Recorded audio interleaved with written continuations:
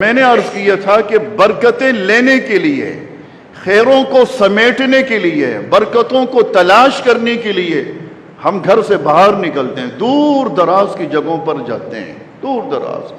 کوئی اپنے کسی شیخ سے ملنے جا رہا ہے، ٹھیک ہے جی، کوئی اپنے کسی استاد سے ملنے جا رہا ہے، کوئی کسی برکت والی جگہ پر جا رہا ہے، دور سفر ہو رہے ہیں، اس کے اوپر مال خرچ ہو رہا ہے، وقت بھی لگ رہا ہے۔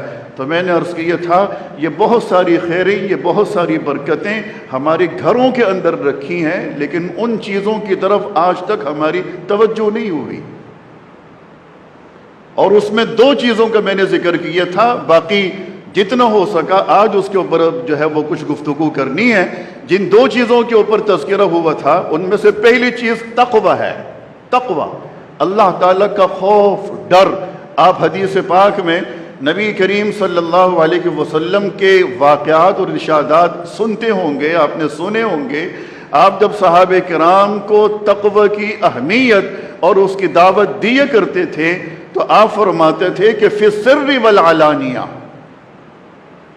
فی السر والعلانیہ، کہ جب لوگوں کے سامنے ہے تو بھی ہم اللہ تعالیٰ سے ڈر رہے ہیں، لیکن اگر ہم تنہائی میں چلے گئے، یعنی گھریلو زندگی میں چلے گئے، باہر کا کوئی یار دوست ہمیں نہیں دیکھ رہا، ہمارا شیخ ہمیں نہیں دیکھ رہا، مسجد کے امام صاحب مؤذن صاحب ہمیں نہیں دیکھ رہے، ہمارے استاد ہمیں نہیں دیکھ رہے، ہمارے ماں باپ ہمیں نہیں دیکھ رہے، اللہ کے رسول نے فرمایا کہ اس موقع پر بھی اللہ تعالیٰ سے ڈر اور خوف کا وہ دامن چھوڑنا نہیں ہے، وہ تھامے رکھنا ہے۔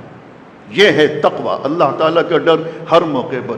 دوسری بات یہ عرض کی تھی کہ توکل اللہ تعالیٰ کی ذات پر یقین کی حد تک ہونا چاہیے کہ پروردگار سے آپ یہ کہیں، یہ درخواست پیش کریں کہ خدایا محنت میرے ذمے تھی، وہ میں نے کر لی، صبح میں نکلتا ہوں، شام کو واپس آتا ہوں، کبھی رات کو واپس آتا ہوں، دو چار پیسے کمانے کی جو محنت تڑپ ہوتی ہے اس کے لیے محنت کر رہا ہوں، آپ وہ راستے اور وہ وسائل اور وہ ذرائع میرے لیے آسان فرما دیں، اور جتنا میں کما لوں اس میں میرے لیے خیر و برکت نصیب فرما دیجیے۔ بس اتنی سی بات کرنی ہے۔ تیسری ایک بات جس پر آج بات ہونی ہے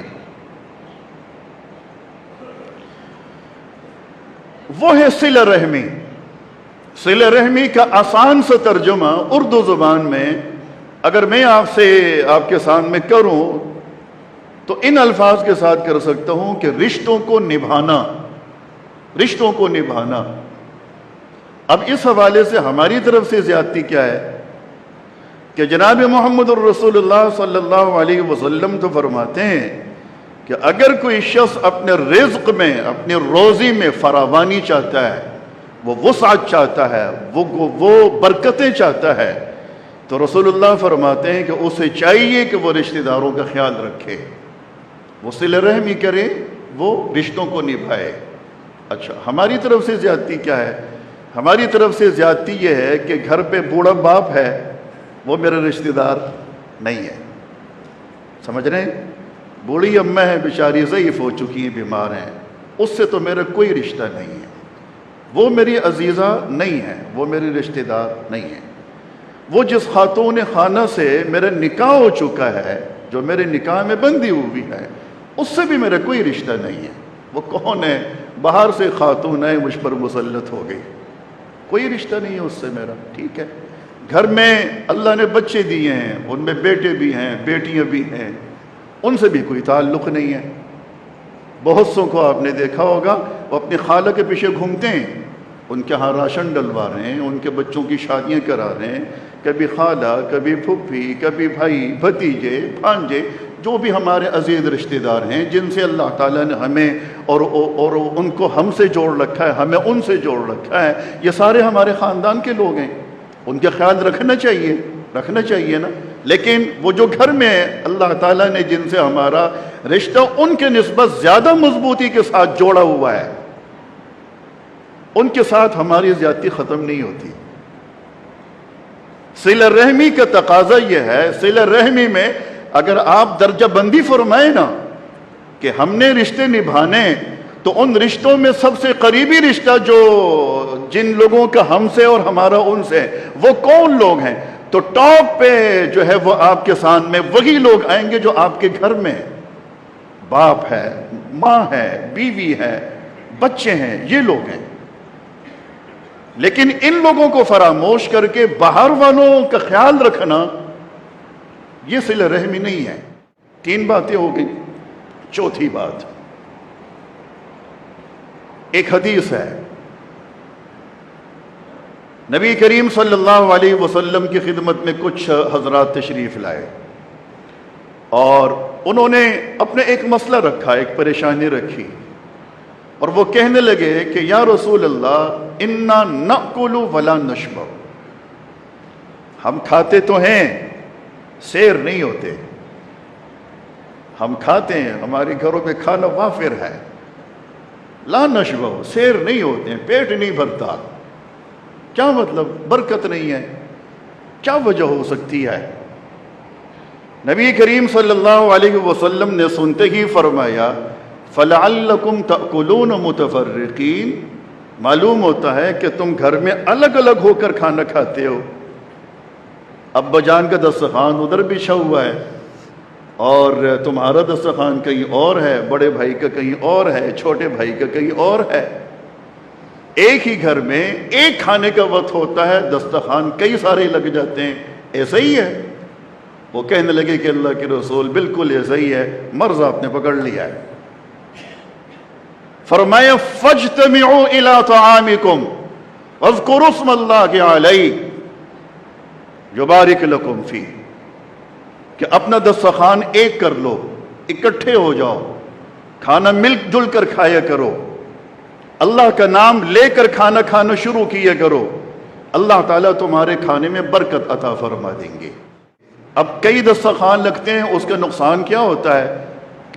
کئی دسترخوان استعمال ہوں گے، وہ گندے بھی ہوں گے، وہ دھلیں گے تو اس میں صرف بھی زیادہ لگے گا، صابن زیادہ لگے گا، پانی کا استعمال زیادہ ہوگا، گھر والے اس میں زیادہ مصروف ہوں گے، پلیٹیں بھی زیادہ استعمال ہوں گی، ڈونگے چمچے ساری چیزیں زیادہ استعمال ہوں گی، ادھر بیسن جو ہے وہ کچن کا وہ زیادہ استعمال ہوگا، پانی وافر مقدار میں ضائع ہوگا. یہ ساری چیزیں، اور گھر والوں کو، خواتین کو ہم لوگوں نے اتنا مصروف کر کے رکھا ہے کہ ہم مرد لوگ اپنی بساط کے مطابق کچھ نہ کچھ کر لیتے ہیں. مسجد میں آ کے نماز پڑھنے آئے ہیں، نماز سے پہلے نماز کے بعد کچھ 2-4 نفل پڑھ لیے، ہے نا؟ ایسا ہی ہے.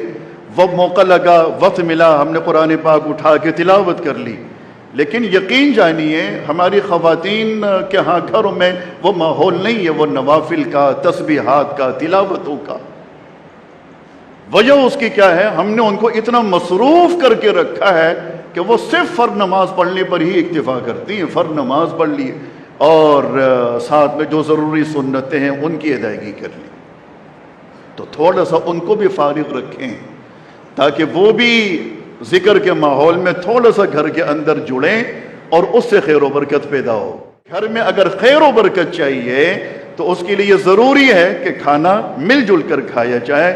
الگ الگ بیٹھ کر کھانا کھانے سے بے برکتی پیدا ہوتی ہے. 4 چیزیں ہو گئیں.